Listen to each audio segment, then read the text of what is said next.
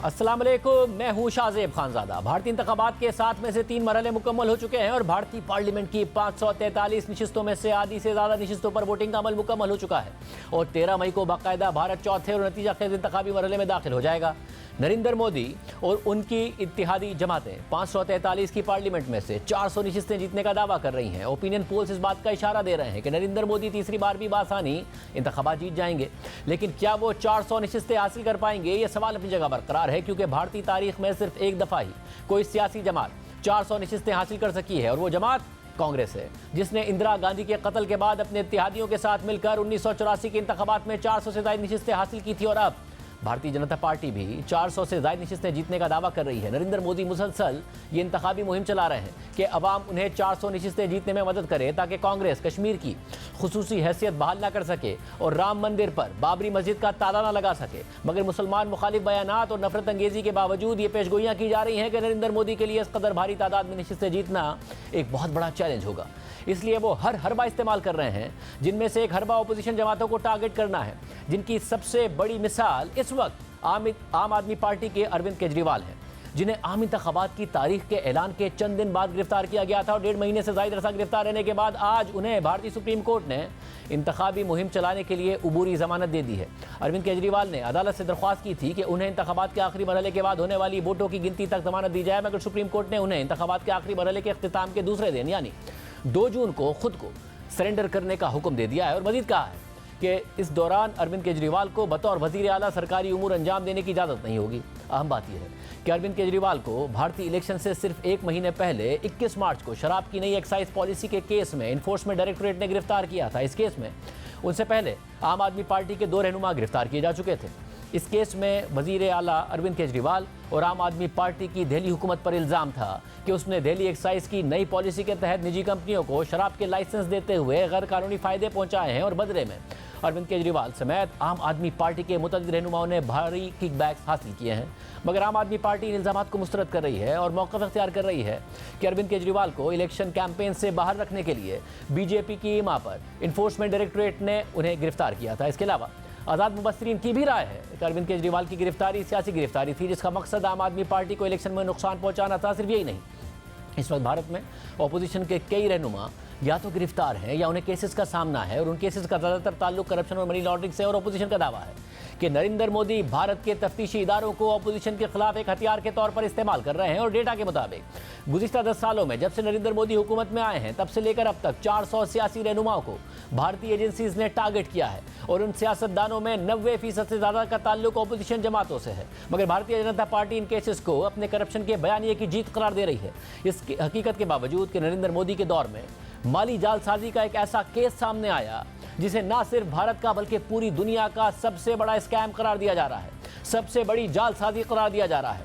जिसमें लाखों नहीं, करोड़ों नहीं, अरबों नहीं बल्कि खरबों रुपए की हेरा फेरी का इल्ज़ाम है। कोई इसे जालसाजी का तो कोई भत्ता वसूली का नाम दे रहा है, तो कोई इसे सरकारी सतह पर टैक्स इवेजन की स्कीम करार दे रहा है, क्योंकि ये मामला सिर्फ एक कंपनी का नहीं है बल्कि इसमें हज़ारों कंपनियां शामिल हैं और इसमें फ्रॉड का बराह रास्त इल्ज़ाम स्टेट बैंक ऑफ इंडिया और नरेंद्र मोदी की हुकूमत पर लग रहा है। अब से 7 साल पहले नरेंद्र मोदी की हुकूमत ने इलेक्ट्रल बॉन्ड नामी एक स्कीम मुतारिफ करवाई और इसे सियासी जमातों की फंडिंग के लिए कहकर चंदा लेने का जरिया बनाया कि मुल्क से काला धन खत्म करना है, सियासी फंडिंग में एहतसाब और शफाफियत लेकर आनी है। और स्कीम यह थी कि कोई भी कंपनी या फर्द सिर्फ स्टेट बैंक ऑफ इंडिया से 1000 रुपये से लेकर 1 करोड़ रुपए तक का एक बॉन्ड खरीद सकता है और बॉन्ड खरीदने की कोई हद मुकर्रर नहीं की गई, यानी कोई शख्स या कंपनी जितने भी बॉन्ड चाहे खरीद सकता है और फिर वो इस बॉन्ड को अपनी किसी भी मनपसंद जमात को दे सकता है और फिर वो सियासी जमात बॉन्ड की खरीदारी के सिर्फ 15 दिन के अंदर अंदर उसे स्टेट बैंक को फराहम करके वो बॉन्ड कैश करा सकती है और पैसे वसूल कर सकती है। और ऐसा नहीं किया गया तो 15 दिन बाद वो रकम प्राइम मिनिस्टर रिलीफ फंड में चली जाएगी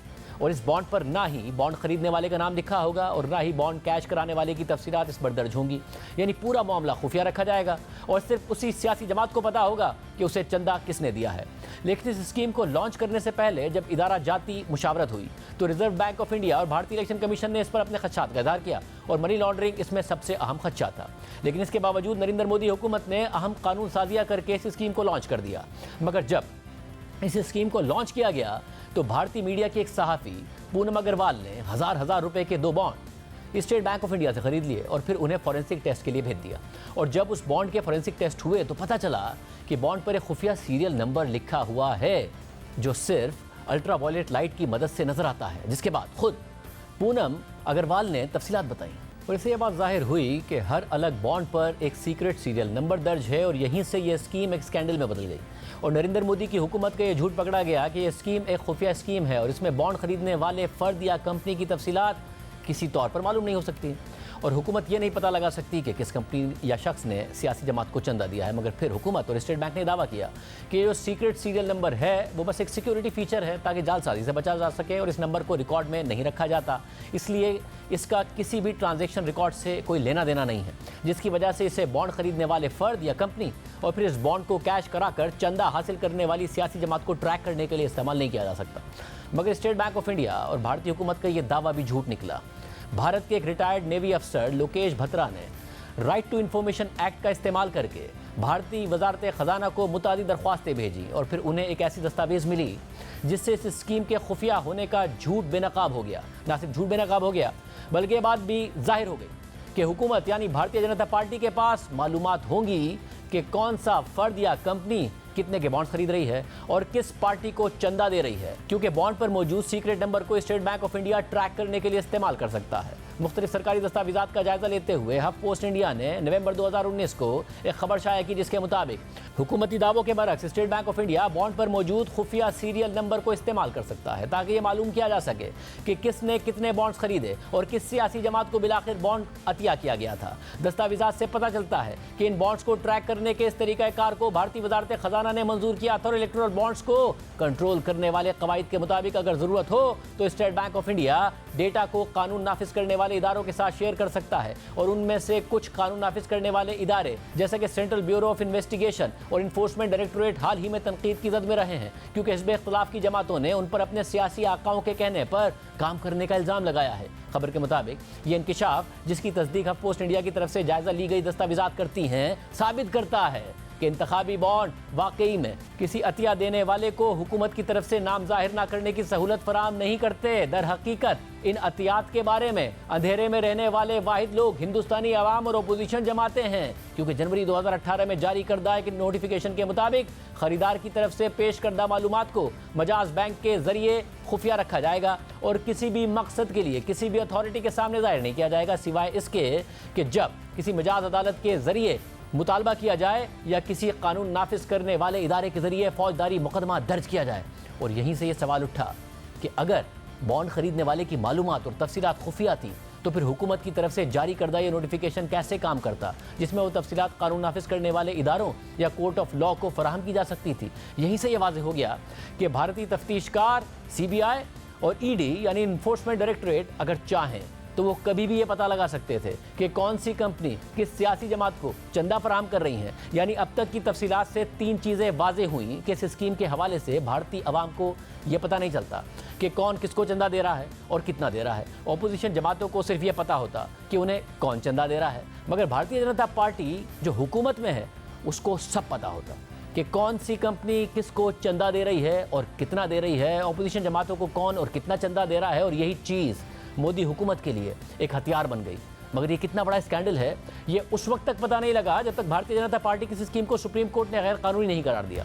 15 फरवरी को भारतीय सुप्रीम कोर्ट के 5 रुकनी बेंच ने मुख्तलिफ दरख्वास्तों के पेश नज़र इलेक्ट्रल बॉन्ड स्कीम को गैर कानूनी करार दे दिया और इसे शहरियों के राइट टू इन्फॉर्मेशन के खिलाफ करार दे दिया और कहा कि शहरियों को ये हक हासिल है कि वो जान सकें कि कौन किस सियासी जमात को कितना चंदा दे रहा है। अदालत ने यह भी कहा कि इस स्कीम की इजाज़त नहीं दी जा सकती। कंपनियों की सियासी अमल में असरअंदाज होने की सलाहियत अफराद के मुकाबले में बहुत ज़्यादा होती है और कंपनियों की तरफ से सियासी जमातों को दिया गया माली ताउन खालिसतन कारोबारी लेन देन है जो बदले में फ़वाइद हासिल करने के इरादे से किया गया है। और इस बुनियाद पर अदालत ने स्टेट बैंक ऑफ इंडिया को हिदायत दी कि वो इस पूरी स्कीम के हवाले से डेटा रिलीज़ करे। मगर स्टेट बैंक ऑफ इंडिया ने इब्तिदा में काफ़ी हिचकिचाहट का मुजाहरा किया और कहा कि हमें इस पूरे अमल में 3 महीने लग सकते हैं और हम ये काम इलेक्शन के बाद ही करने की पोजीशन में होंगे। मगर अदालत ने स्टेट बैंक को दोबारा हिदायत दी कि ये डेटा इलेक्शन कमीशन के पास जमा करवाया जाए और फिर 2 दिन के अंदर यानी 12 मार्च 2024 को स्टेट बैंक ऑफ इंडिया ने यह डेटा फराहम कर दिया जिसे इलेक्शन कमीशन ने अपनी वेबसाइट पर जारी कर दिया। मगर इसमें भी एक जालसाजी की गई थी। स्टेट बैंक ऑफ इंडिया ने 2 लिस्टों में डेटा फराहम किया। एक लिस्ट ये थी कि किन किन कंपनीज और अफराद ने बॉन्ड खरीदे और कितने के खरीदे और दूसरी लिस्ट ये थी कि किन किन सियासी जमातों ने कितनी रकम के बॉन्ड्स को कैश करवाया था। लेकिन मसला ये था कि स्टेट बैंक ऑफ इंडिया ने बॉन्ड पर मौजूद सीक्रेट नंबर रिलीज नहीं किए थे, जिससे इन दोनों लिस्टों को आपस में जोड़ना मुश्किल हो गया था। यानी ये पता नहीं चल रहा था कि किस कंपनी का कितना पैसा किस सियासी जमात को गया है। और फिर 18 मार्च को भारतीय सुप्रीम कोर्ट ने स्टेट बैंक ऑफ इंडिया पर बरहमी का इजहार किया कि सिलेक्टेड डेटा रिलीज किया गया है और ऐसा सिलेक्टिव डेटा रिलीज नहीं किया जा सकता, और 21 मार्च तक सारा डेटा रिलीज किया जाए। और फिर ये डेटा रिलीज किया गया और तमाम डेटा रिलीज होने के बाद ये पता चला कि अप्रैल 2019 से लेकर 15 फरवरी 2024 तक मजमूई तौर पर 12,000 करोड़ भारतीय रुपए पर मुश्तमिल 22,000 से ज़ायद बॉन्ड्स को कैश करवाया गया था, और उसमें से भारतीय जनता पार्टी को 6,000 करोड़ भारतीय रुपए से ज़ायद मिले थे। यानी तकरीबन आधी रकम बराह रास्त भारतीय जनता पार्टी को गई थी। और दूसरे नंबर पर ममता बनर्जी की सरबराही में तृणमूल कांग्रेस, जिसको 1600 करोड़ रुपए भारतीय मिले थे। और तीसरे नंबर पर थी इंडियन नेशनल कांग्रेस, जिसे 1400 करोड़ भारतीय रुपए मिले थे। बीआरएस नामी पार्टी चौथे नंबर पर थी, जिसे इस मुद्दत के दौरान 1200 करोड़ भारतीय रुपए मिले थे। जबकि पांचवें नंबर पर बीजेडी थी, जिसे 775 करोड़ रुपए मिले थे। मगर सवाल यह है कि इस स्कीम में बुराई क्या थी? कंपनियां तो पहले भी सियासी जमातों को चंदा देती रही हैं। इसमें सबसे बड़ा मसला टैक्स इवेजन का था। वो कंपनियां जो टैक्स इवेजन की वजह से, यानी टैक्स चोरी की वजह से भारतीय तफ्तीशकारों के रेडार पर थी, उन्होंने इस स्कीम के जरिए सबसे ज़्यादा चंदा फराहम किया। 2019 से लेकर 2024 तक जिन 5 कंपनियों ने इस स्कीम के जरिए सबसे ज़्यादा चंदा फराहम किया, उनमें से 3 कंपनियों को टैक्स मामलात पर भारतीय तफ्तीशकार एजेंसीज, इन्फोर्समेंट डायरेक्टोरेट और इनकम टैक्स डिपार्टमेंट की तहकीकात का सामना था। इन 3 कंपनियों में जिसने सबसे ज़्यादा बॉन्ड्स खरीदकर सियासी जमातों को चंदे के तौर पर दिए और जिन्हें मनी लॉन्ड्रिंग और टैक्स मामला से मुतालिक तहकीकात का सामना था, उनमें सरफहरिस्त थी फ्यूचर गेमिंग कंपनी, जिसने 1300 करोड़ भारतीय रुपए की मालियत के बॉन्ड्स खरीदे। और इस कंपनी के खिलाफ जुलाई 2019 में ही इन्फोर्समेंट डायरेक्टोरेट ने मनी लॉन्ड्रिंग की तहकीकात का आगाज कर दिया था। और उस कंपनी ने अपना पहला बॉन्ड अक्टूबर 2020 में खरीदा था, यानी तफ्तीश का आगाज होने के बाद।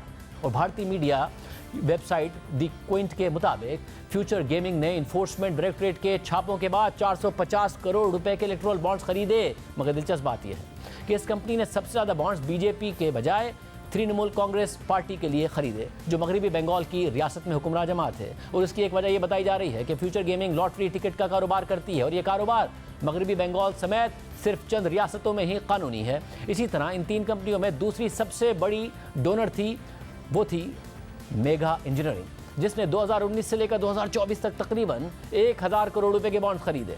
अहम बात यह है कि अक्टूबर 2019 में भारतीय टैक्स डिपार्टमेंट ने इस कंपनी पर छापा मारा था, और फिर इन्फोर्समेंट डिपार्टमेंट ने भी कंपनी के खिलाफ अपनी तफ्तीश का आगाज कर दिया था। और उसी साल अप्रैल में ही मेगा इंजीनियरिंग ने 50 करोड़ रुपए के बॉन्ड खरीदे थे, और बाद में मजमूई तौर पर इसने तकरीबन 1000 करोड़ रुपए के बॉन्ड खरीदे थे। और इसने 500 करोड़ रुपए से ज़्यादा बीजेपी को चंदे के तौर पर दिए। यूं मेगा इंजीनियरिंग बीजेपी का सबसे बड़ा डोनर था। सिर्फ यही नहीं, अप्रैल 2023 में मेगा इंजीनियरिंग ने 140 करोड़ रुपए के इलेक्टोरल बॉन्ड्स खरीदे थे, और फिर मई 2023 में इस कंपनी को 14,400 करोड़ रुपए का एक प्रोजेक्ट अवार्ड कर दिया गया। इसी तरह जो तीसरी कंपनी है वो है वेदांता ग्रुप। वेदांता ग्रुप ने 376 करोड़ भारतीय रुपए के बॉन्ड्स खरीदे, और उन्होंने पहली दफ़ा जो बॉन्ड खरीदा था वो अप्रैल 2019 में खरीदा था। मगर आम बात यह है कि 2018 से ही इस ग्रुप के खिलाफ ईडी यानी इन्फोर्समेंट डायरेक्टोरेट ने वीज़ा केस में तहकीकात का आगाज़ कर दिया था, और फिर बाकायदा 2022 में इस कंपनी के खिलाफ मनी लॉन्ड्रिंग केस की तहकीकात का भी आगाज़ किया गया। दिलचस्प बात यह है कि इस कंपनी ने 16 अप्रैल 2019 को 39 करोड़ रुपए के बॉन्ड्स खरीदे, और फिर इस कंपनी ने अगले 4 सालों में 337 भारतीय करोड़ रुपए के बॉन्ड्स खरीदे, और उसकी कुल मालियत 376 करोड़ रुपए तक चली गई। और वेदांता ग्रुप ने 376 करोड़ रुपए से 230 करोड़ रुपए नरेंद्र मोदी की भारतीय जनता पार्टी को दे दिए। अब दिलचस्प बात यह है कि इस स्कीम में जो टॉप 5 डोनर्स थे, उनमें से 3 कंपनियों ने सबसे ज़्यादा पैसा नरेंद्र मोदी की भारतीय जनता पार्टी को दिया है। मेगा इंजीनियरिंग जो दूसरी सबसे बड़ी डोनर थी, उसने बीजेपी को अपने 966 करोड़ रुपए के बॉन्ड्स में से 584 करोड़ रुपए दिए। क्विक सप्लाई चेन, जिसके एक डायरेक्टर मुकेश अंबानी के रिलायंस ग्रुप की मुख्तलिफ कंपनियों के भी डायरेक्टर हैं, वो इस स्कीम में तीसरे सबसे बड़े डोनर थे, और उन्होंने 410 करोड़ रुपए के बॉन्ड्स खरीदे, जिसमें से 375 करोड़ रुपए उन्होंने भारतीय जनता पार्टी को दिए। दिलचस्प बात यह है कि इस कंपनी का जो एग्रीगेट प्रॉफिट रहा है वो तकरीबन 80 करोड़ रुपए रहा है, और उसने अपने मुनाफे से कई गुना ज्यादा पैसा इलेक्टोरल बॉन्ड्स खरीदकर बीजेपी को चंदा दिया है, और 25 करोड़ रुपए शिवसेना जैसी जमात को भी दिए हैं। और वेदांता ग्रुप ने भारतीय जनता पार्टी को 230 करोड़ रुपए दिए। इस पैटर्न को देखकर माहिरीन और मुखालिफिन ने इल्ज़ाम लगाया कि भारतीय जनता पार्टी ने कंपनी से भत्ता वसूली की है, या तो बॉन्ड्स खरीदने के बदले उनके टैक्स के केसेस में नरमी लाने का वादा किया, या तो बराह रास्त उनसे कहा गया कि धंधा करने के लिए चंदा देना पड़ेगा। और भारतीय मीडिया वेबसाइट को इनके मुताबिक सियासी जमातों को चंदा देने वाली टॉप 30 कंपनियों में से 14 कंपनियों पर मुख्तलिफ तफ्तीशी इदारों की तरफ से छापे पड़े थे। अब ये तो इस स्कैंडल का सिर्फ एक पहलू है। इसका दूसरा पहलू यह है कि वो कंपनियां जिनका बुरा ट्रैक रिकॉर्ड है, उन्होंने भी बॉन्ड्स खरीदकर सियासी जमातों को चंदा दिया है। और कुछ ऐसी कंपनियां भी हैं जिन्हें बॉन्ड्स खरीदने के बाद बड़े बड़े ठेके भी दे दिए गए, और इस पैटर्न को माहिरीन और नाकदीन रिश्वत देने का जरिया करार दे रहे हैं। 2018 में नवयुग इंजीनियरिंग कंपनी को 853 करोड़ रुपए का ठेका मिला कि वो उत्तराखंड में एक टनल बनाए। इस कंपनी ने अप्रैल 2019 से लेकर अक्टूबर 2022 तक 55 करोड़ भारतीय रुपए के बॉन्ड्स खरीदे और सारा पैसा भारतीय जनता पार्टी को अतिया कर दिया। और फिर 2023 में ये कंपनी जिस टनल पर काम कर रही थी वो टनल गिर गई और काम करने वाले 41 वर्कर्स अंदर फंस गए। इसी तरह दिसंबर 2021 में अहमदाबाद में एक जेर तामीर फ्लाईओवर गिर गया था और जो कंपनी उसे बना रही थी वो थी रंजीत बिल्डकॉन। इस कंपनी ने जनवरी और जुलाई 2023 के दरमियान 9 करोड़ रुपए के इलेक्टोरल बॉन्ड्स खरीदे और मजमूई तौर पर 15 करोड़ रुपए के इलेक्टोरल बॉन्ड्स खरीदे, और फिर रवा साल ही उसे अहमदाबाद म्यूनिसिपल कॉर्पोरेशन ने 109 करोड़ रुपए का ठेका दे दिया। इसी तरह बीजी शिरके नामी कंपनी ने जनवरी 2023 और 2024 के दरमियान 117 भारतीय करोड़ रुपए के इलेक्टोरल बॉन्ड्स खरीदे और उसने ज्यादातर चंदा शिवसेना और भारतीय जनता पार्टी को दिया, और गुज़िश्ता साल ही उसे 4,500 करोड़ रुपए का हाउसिंग प्रोजेक्ट का ठेका मिल गया। इस हकीकत के बावजूद कि जून 2022 में इस कंपनी की कंस्ट्रक्शन साइट पर एलिवेटर क्रैश करने की वजह से 4 लोग मारे गए थे और कंपनी पर FIR दर्ज कराई गई थी, और इससे पहले भी इस कंपनी की कंस्ट्रक्शन साइट पर ऐसे वाकयात रिपोर्ट हुए थे और हलाकतें हुई थी। इस स्कैंडल से मुतालिक आने वाली तफसीलात इतनी हैरानकुन थी कि भारत की वजीर खजाना निर्मला सीतारमन के शौहर और माहिर मईशत प्राकला प्रभाकर ने इसे सिर्फ भारत नहीं बल्कि पूरी दुनिया का सबसे बड़ा स्कैम करार दिया, जबकि अपोजिशन जमात कांग्रेस ने इस स्कीम को भत्ता वसूली का कारोबार करार दिया। सिर्फ यही नहीं, भारतीय जनता पार्टी के अपने रहनुमा सुब्रमण्यन स्वामी ने यह बयान दिया कि इलेक्टोरल बॉन्ड बहुत बड़ा स्कैंडल है और नरेंद्र मोदी इससे नहीं बच सकते। लेकिन नरेंद्र मोदी, जिनकी हुकूमत शुरू में इस स्कीम को खुफिया करार देती रही और दावा करती रही कि किसी को पता नहीं चलेगा कि किस कंपनी या फर्द ने किसको चंदा दिया है ताकि राजदारी बरकरार रहे, उन्होंने तनाज़ात के बाद ये क्रेडिट लेना शुरू कर दिया कि इलेक्टोरल बॉन्ड्स की खास बात ही यही है कि पूरा मनी ट्रेल मौजूद है और सबको पता है कि कितना पैसा किसको मिला है। यानी जैसे नरेंद्र मोदी खुफिया स्कीम कहते रहे, जब ये राज फाश हो गया कि वो खुफिया नहीं है तो इसके खुफिया ना होने का क्रेडिट लेने लगे। यानी भारत के मौजूदा इलेक्शंस पर कारोबारी शख्सियात का एक बड़ा असर मौजूद रहा है। बड़ी बड़ी कंपनियों ने करोड़ों बल्कि अरबों रुपए चंदे के तौर पर सियासी जमातों को दिए हैं, और मुबसरीन ये दावा कर रहे हैं कि आने वाले दिनों में भारत में बड़े बड़े स्कैंडल्स की तफसीलात सामने आ सकती हैं। और इस वक्त इंतखाबी मुहिम के मौज़ूआत में कुछ अहम मौजू भी कारोबारी शख्सियात और उनके सियासी जमातों से माली ताल्लुकात हैं। अपोजिशन के रहनुमा राहुल गांधी मुसलसल अपनी इंतखाबी मुहिम में भारतीय कारोबारी शख्सियात अंबानी और अडानी का नाम लेकर नरेंद्र मोदी को तनकीद का निशाना बनाते रहे हैं, मगर गैर मामूली तौर पर 2 दिन पहले अचानक नरेंद्र मोदी ने एक इंतखाबी मुहिम में कांग्रेस पर इल्ज़ाम लगा दिया कि वो भारतीय कारोबारी शख्सियात अडानी और अंबानी का नाम आजकल इसलिए नहीं ले रहे क्योंकि वो उनसे पैसे ले चुके हैं, और राहुल गांधी पर तनकीद करते करते उन्होंने अंबानी और अडानी पर काले धन का भी इल्ज़ाम लगा दिया। और फिर राहुल गांधी ने नरेंद्र मोदी को जवाब देते हुए कहा कि आपने पहली बार अवामी सतह पर अंबानी और अडानी का नाम लिया है, आप CBI को अंबानी और अडानी के पास भेजें और तहकीकात करवाएं। और इन्हीं तनाज़ात के साथ भारत में आम इंतखाबात का आखिरी मरहला 1 जून को मुकम्मल होगा और 4 जून को नताइज का ऐलान किया जाएगा। एक ब्रेक और फिर आम खबर आपके सामने रखिए।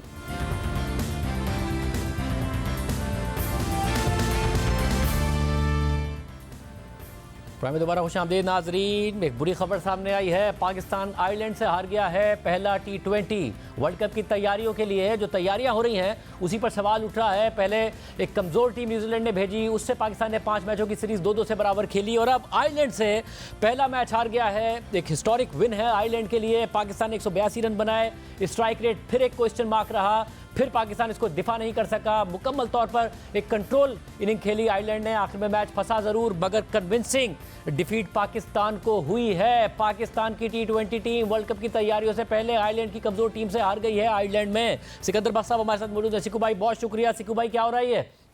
ये बहुत डिसअपॉइंटिंग, जिस तरह आप कह रहे हैं कि हमारी जो तैयारियां, देखें अगर वो ये कहते हैं ना कि हम नए बच्चों को खिला रहे हैं और हम एक्सपेरिमेंट कर रहे हैं, तो हम एक्सेप्ट कर लेते हैं कि चलो हमने नए बच्चों को खिलाया। हमने कहा था, बाबर ने कहा था मैं तो अपनी पूरी टीम उतारूंगा, और उन्होंने पूरी टीम उतारी। इसमें कोई ऐसा लड़का नहीं जो मिसिंग है सिवाय मोहम्मद आमिर के, वो नहीं खेला। तो बड़ी इतनी मजेदार बात नहीं है पाकिस्तान की, मगर अभी बहुत मैच बाकी हैं। अभी 2 मैच आयरलैंड में है, 5 मैच इंग्लैंड में है, मगर आयरलैंड की टीम निस्बतन इंग्लैंड से बहुत कमजोर है, तो हमें ये मैच आसानी से जीत लेना था। यहाँ पर मैं एक सिलेक्शन के ऊपर जरूर बात करूंगा कि हमें एक प्योर स्पेशलिस्ट स्पिनर खिलाना था, इब्रार। आज हमने अपने शो में भी ये बात की थी कि इब्रार को इसलिए खिलाना जरूरी है, एक तो थोड़ा सा वो डिफरेंट बॉलर है, लोगों की समझ में नहीं आता, और दूसरा ये कि एक स्पेशलिस्ट स्पिनर होना चाहिए। हमारे पास कोई भी स्पेशलिस्ट स्पिनर नहीं था, इमाद थे और शादाब था। और शिकू भाई, इमाद वसीम ने तो 4 ओवर में 28 रन दिए और ज़ाहिर इकोनॉमिकल रहे, पर शादाब खान ने 4 ओवर में 54 रन खाए हैं, जो कि अगर देखा जाए तो पूरी जो शिकस्त है वो शादाब खान के जो 4 ओवर हैं। बाकी कोई बॉलर इतना एक्सपेंसिव नहीं रहा है जितने शादाब खान रहे हैं। 13.5 के इकोनॉमी से उन्होंने रन दिए। नहीं देखें, इमाद ने शुरू के अंदर 2 ओवर के अंदर बहुत हैवी उनको रन पड़े, उनको शुरू के 2 ओवर में 20 रन पड़ गए थे, और उसके बाद उन्होंने बेहतर बॉल किए, मगर शादाब को बहुत ठीक ठाक पिटाई हो गई है, और उनको 54 रन जो है बहुत बड़े, बहुत ज्यादा हो जाते हैं। शाहीन ने अच्छा ओवर किया, 18वां ओवर उनका बड़ा अच्छा था, मगर आखिर में जो चौका लगा उससे थोड़ा सा इश्यू आ गया उनसे। अदरवाइज मुझे एक चीज समझ में नहीं आ रही है कि जो हमारे पाकिस्तान सीमर्स हैं, जब वो पाकिस्तान में खेल रहे थे, पीएसएल खेल रहे थे, उनका गेंद स्विंग होता था, खासतौर पे नसीम शाह का पड़ के गेंद बाहर निकल रहा था और शाहीन का गेंद अंदर आ रहा था। यहाँ पर जहाँ के कंडीशंस जो है फास्ट बॉलर्स को सपोर्ट करती हैं, यहाँ इनका बॉल स्विंग नहीं हुआ है। ये थोड़ी सी अलार्मिंग बात है। इनके हमारे बॉलर्स का अगर गेंद स्विंग नहीं होगा तो हमें पिटाई होगी फिर, इसलिए कि यहाँ पर स्पीड से कोई नहीं डरता, स्विंग से डरते हैं। तो मगर मसला ये है कि कंडीशंस के जी पहला मैच था, क्योंकि पहले पाकिस्तान में मैच खेला, उससे पहले पीएसएल खेला हुआ था, तो पाकिस्तान में न्यूजीलैंड की कमज़ोर टीम, उसके आगे हम बुरी तरह स्ट्रगल करते नजर आए। अब ये टीम जिसमें हम अगर अपनी बैटिंग देखें तो आज फाइनली साइम अयूब ने 29 पे 45 बनाया, मगर एक दफ़ा फिर 50 नहीं कर पाए। रिजवान फेल हुए, बाबर आजम ने रन जरूर बनाए 50, but strike rate 132। Fakhar Zaman तो बहुत ही स्लो खेले 18 पे 20। तो अगर आखिर में इफ्तिखार अहमद और शाहिन शाह अफरीदी कुछ ना पिक करते तो हम इतने भी रन ना बना पाते। देखिए शाहजेब, मैं हमेशा कहता हूं कि इफ्तिखार जो है, मैं बहुत 2 हफ्ते से, बल्कि दोनों सीरीज से मैं आर्ग्यूमेंट कर रहा हूं कि जी आप उसको ऊपर भेजें। आज फिर उन्होंने आजम को, शादाब को उससे ऊपर भेजा। वो एक बहुत अच्छा बैट्समैन है इफ्तिखार, वो कोई रिश्तेदार नहीं है ना, मैं उसको कभी जिंदगी में मिला हूं। मैं तो यहाँ से बैठ के देखता हूँ तो मुझे उसकी बैटिंग में वो क्वालिटी नजर आती है कि वो इनिंग्स को कैरी कर सकता है अगर आप उसको मौका दें। मैं हैरान हूं कि वो उसके ऊपर दूसरे लड़कों को ऊपर भेज देते हैं, मगर उसने फिर भी एक बहुत ही रिस्पेक्टेबल रन दे दिए थे। रिस्पेक्टेबल इस लिहाज से कि पाकिस्तान अगर 160 करता तो और भी शर्मिंदगी होती। 180 वाज अ प्रीटी रिस्पेक्टेबल। थोड़ा सा हमें लॉस हुआ है वो रिजवान के रन आउट से हुआ है। रिजवान इतने दिनों से खेले नहीं है, उनकी और साइम की मुझे लगता है अंडरस्टैंडिंग नहीं हुई है, मगर अगले मैचों में वो साथ खेलेंगे तो वो बेहतर हो जाएगा। बाबर ने ये काम अच्छा किया कि खुद वन डाउन आए, ये बहुत अच्छा उनका एक फैसला था। मेरे ख्याल से रिजवान को ही ओपन कराना चाहिए साइम के साथ, और बाबर खुद वन डाउन आए, ये अच्छा फैसला है। तो और आजम खान इंटरनेशनल मैचेस में 1 फेलियर आफ्टर अनदर फेलियर, और आज भी 2 बॉल्स 0 रन्स। आजम खान के हवाले से क्या कहिएगा? देखिए, आजम खान को ये पूरे मैच खिला देने चाहिए तीनों, ताकि उनके बारे में पता चल जाए। आज आपने देखा होगा उनको बाउंस के ऊपर उन्होंने आउट किया है, तो अब ये एक ऐसी चीज है कि जो पूरी दुनिया मैचेस देखती है, वो उनका जो डेटा है वो बनाते हैं कि जो लड़का क्या वीकनेस है।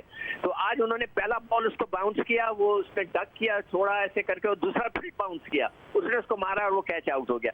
तो अब ये एक ऐसी चीज है कि क्या उसको वो टारगेट करेंगे, और वो half cock type of shot अभी आप दिखा रहे हो स्क्रीन के ऊपर वो खेला है।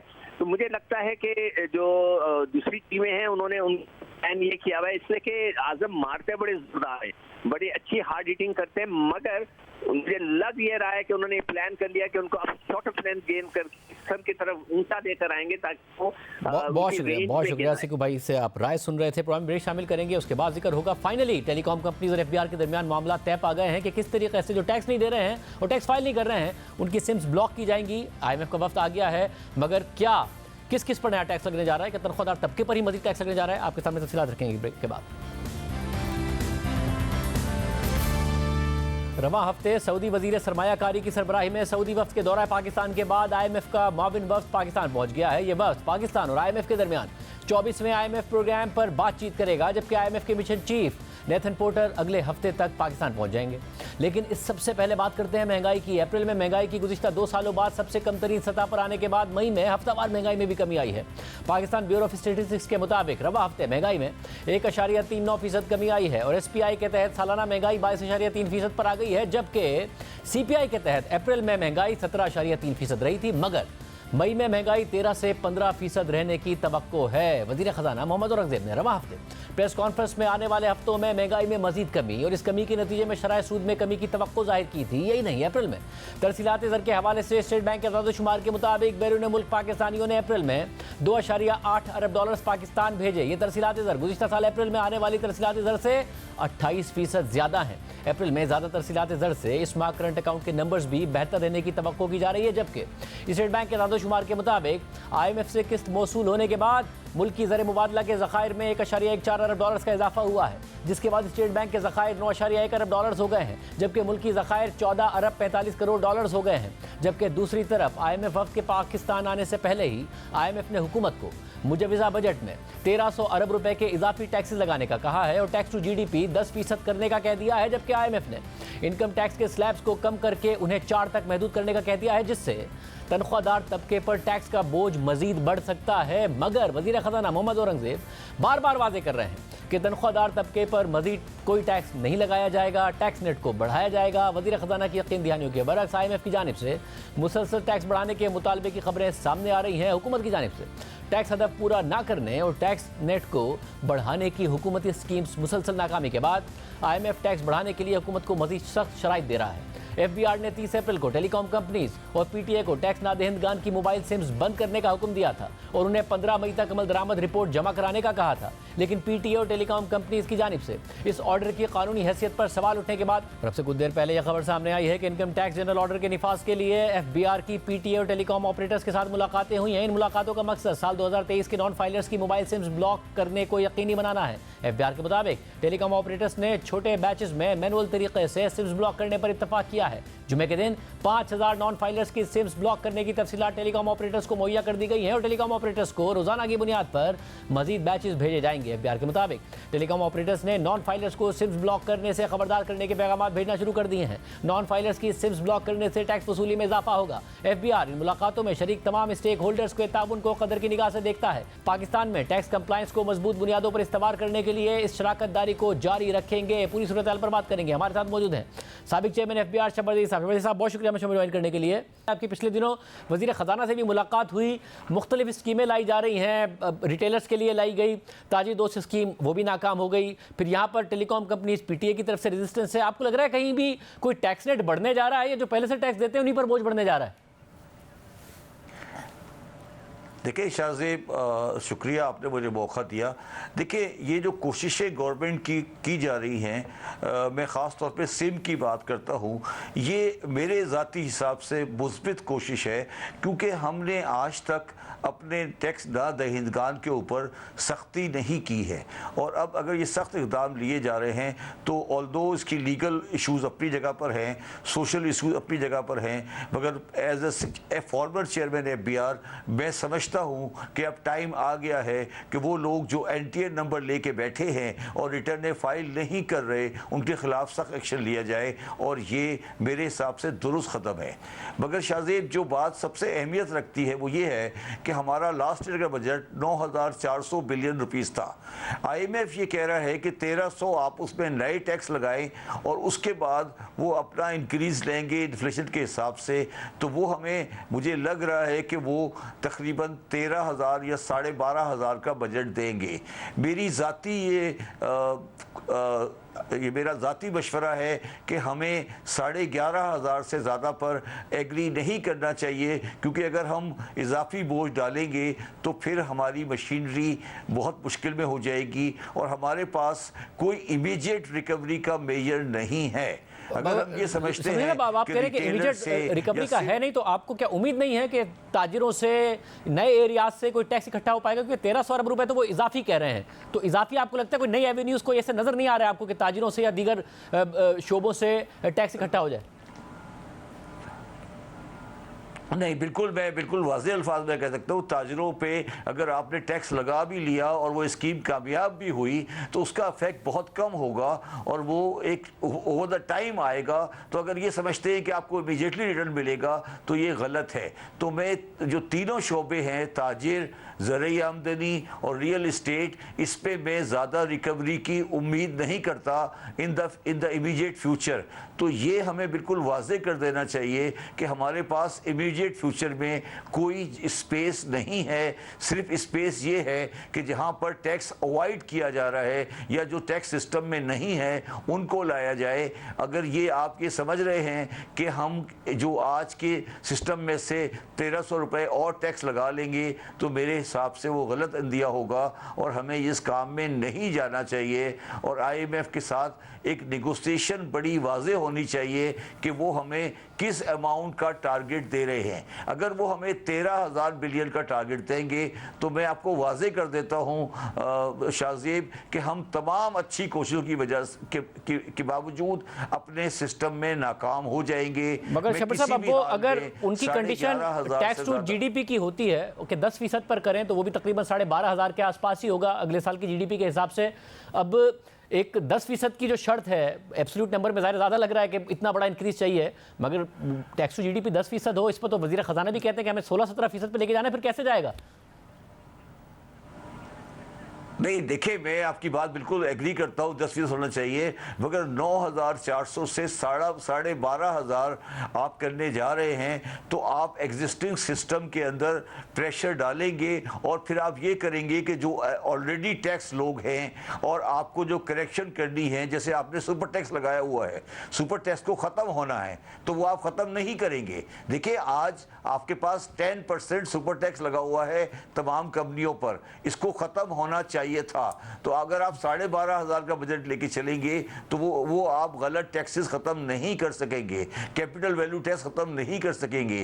तो आप गवर्नमेंट जो टैक्सेशन सिस्टम के तहत इकोनॉमी को चलाने के मेजर हैं वो आपसे नहीं होंगे। इसलिए मैं बार बार कह रहा हूं कि 11,500 या 12,000 से ज़्यादा की फिगर किसी हाल में भी हमें कबूल नहीं करनी चाहिए। और IMF वालों को ये बात समझानी चाहिए कि जो वो समझ रहे हैं वो ग्राउंड रियलिटी नहीं है और हमेशा पाकिस्तान का IMF प्रोग्राम टैक्सेशन मैटर पे ही नाकाम हुआ है और अगर ये किया गया तो ये फिर उसी तरफ चला जाएगा। और शफर साहब, ज़ाहिर तनख्वाहदार तबके को अगर पिछले 5-6 साल में देखा जाए तो इन्फ्लेशन के मुताबिक उनकी तनख्वाह में इजाफा नहीं हुआ, मगर टैक्सेस में इजाफा होने की वजह से उनकी जो टेक होम है सैलरी वो तो कम ही हुई है।